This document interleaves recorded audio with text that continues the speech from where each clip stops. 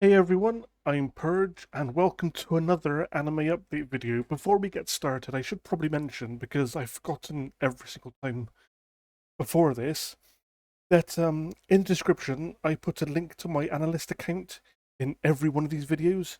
So if you'd like, you can go to analyst. If you have an account, follow me on there. Feel free to message me on there, whatever you want to do. But I just want to say that because I've forgotten every time until now.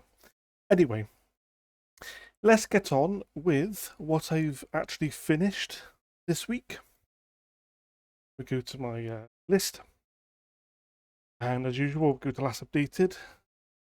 Now, it's not as much as last week, and I have to be honest, this week has been mostly fine, just scraping past mediocre, I have to be honest. But anyway, so the first thing I watched this week was watched and finished, I should say, is Soft Tenny.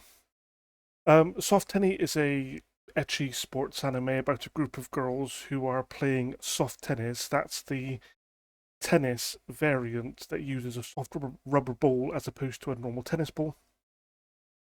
And they're playing soft tennis, a group of girls, and they want to get good enough to enter this tournament. Now, to be honest, I thought I was going to like it as much as I liked Keijo, but unfortunately, that's not the case.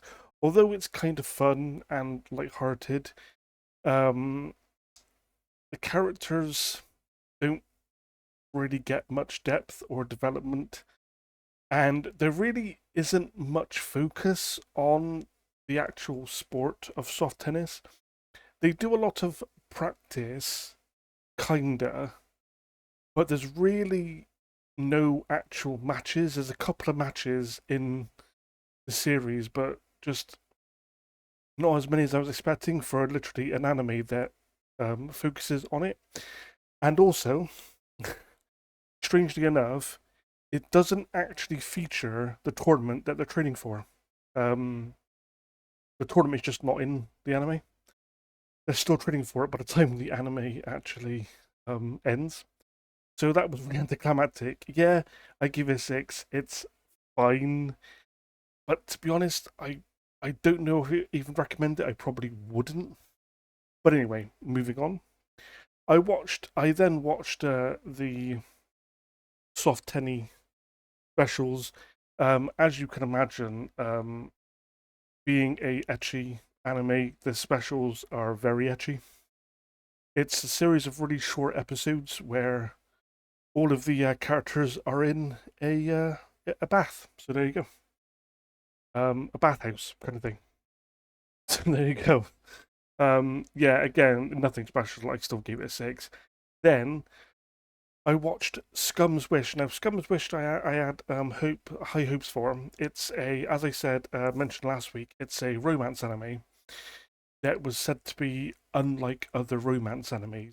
Now, uh, story essentially is a girl in school really is basically essentially in love with her teacher who she's known for years. Like her teacher's like a family friend, and there's a guy who is in love with a female teacher, and because those characters can't be with the people they love, they decide to actually start kind of dating each other as a replacement.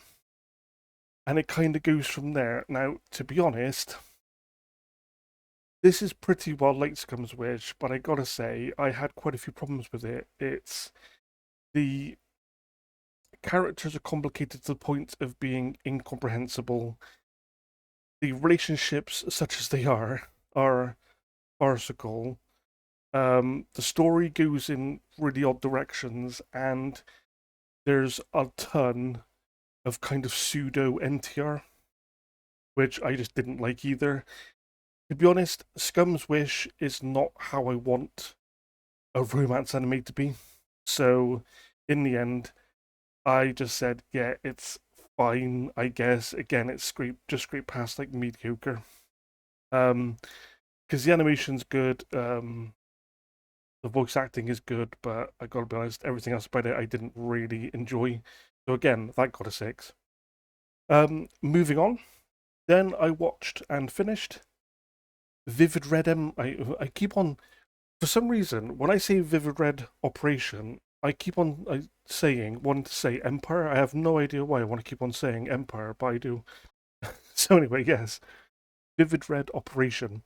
Now, this is from the same creator, Strike Witches, which is why I watched it, because I've seen all of Strike Witches. It's got multiple seasons, it's got multiple OVAs, it's got a movie. It's actually got a spin off as well called Brave Witches, which I also watched. I liked it all. It was actually pretty good. This one is from the same creator of it and has a pretty similar story. In it, um, the world is powered. Uh, the world is powered by this generator called the Incarnate Engine, I believe, and it gives energy to the entire world. And then suddenly, these kind of alien creatures start coming out of nowhere, trying to attack the engine. And they're called Alone. And then the main character and subsequently her friends have to kind of battle them, and I have special means of doing so, and it kind of goes from there. I gotta be honest, it's fun. It's like got good animation. I did like the story for what it was. The characters don't really get much character development, but they were pretty fun all in all. And overall, I had a good time with it. Now, I will say I did give it a 7, so I did actually like it. It's good. Don't get me wrong, it's good. I will say though, it is not as good as Strike Witches, or indeed Brave Witches. It isn't. And I actually give them each of them the same score, but I would say that enjoyment wise, Strike Witches is better, I think. But then again, you'd probably say how could it really compete when Vivid Red Operation got 1 season and where Strike Witches got 3 seasons, multiple OVAs, a movie. How can you really compete with the size of the franchise? But anyway, Vivid Red Operation is good. I would recommend it. It is etchy, but the etchy is like few and far between, and there's really no focus on it. So if you're a kind of person not to like etchy, then you could probably still watch it and be fine with it, because again, there's no focus on the etchy at all. Anyway, that's everything I actually finished this week. We'll go to what I've been watching. So, unfortunately, even though I said before, I try and get a lot more Yu-Gi-Oh done, I haven't watched any more episodes of it. Yeah, I really have to get on with that. Also, I did watch one more episode of Undead Unluck. As I said, I really like Undead Unluck, and the only reason I'm not binging it right now and finished it is because I'm waiting for the dub episodes to release. I think it's up to like 22 episodes of come out now in dub, so it won't be much longer before I can actually watch it all. So, but it's still really good, really interesting concepts, really like it. And the newest anime I started watching is called Tomodachi Game. It's actually one of my recommended anime. I obviously picked it from this list again. It's actually recommendation 15. So, Tomodachi Game is about 5 high school friends who get abducted to play a series of games to reduce the debt of one of them, because apparently one of them in the group has a 20 million yen debt.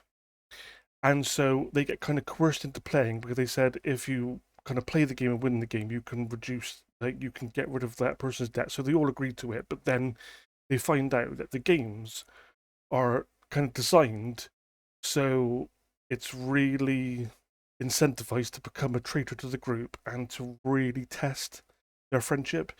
I gotta be honest, I'm only 2 episodes in, and it's immediately interesting. I really like it. So far, is good. It's good, and I am looking forward to seeing where it goes. So that's everything I've been watching.